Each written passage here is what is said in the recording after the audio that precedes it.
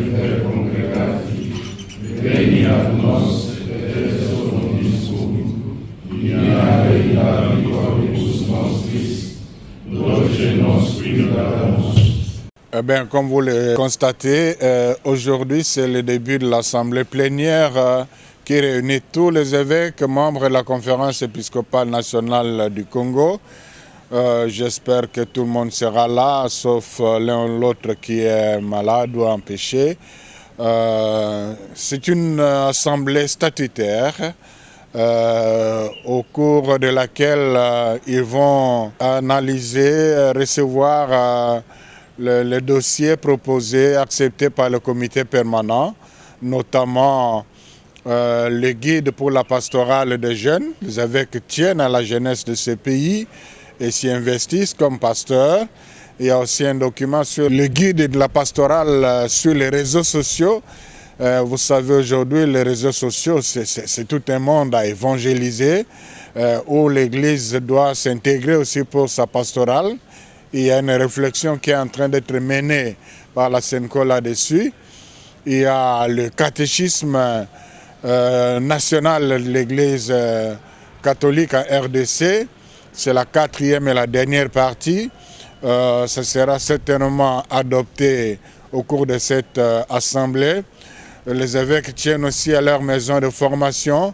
Et là, ils vont aussi réfléchir sur les conditions d'affiliation des grands séminaires aux universités catholiques ou pontificales, mais aussi la prise en charge matérielle des grands séminaires. Ça, ce sont les principaux dossiers qui me viennent à l'esprit. Et à côté de cela, il y a bien des choses dont ils vont parler, notamment de la restructuration des structures centrales de la SENCO.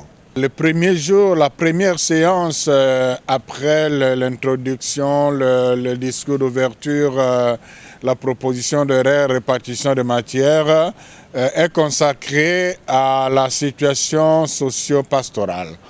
Les évêques qui sont accompagnés d'ailleurs des secrétaires des assemblées provinciales feront un partage de la situation dans laquelle ils vivent, qui sera appuyé aussi par le rapport de la commission Justice et Paix.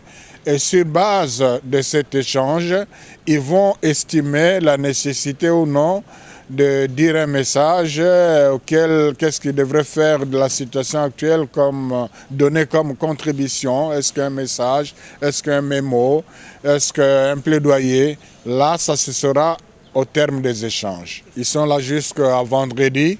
Ça se conclura avec une messe vendredi à 17h à la cathédrale Notre-Dame.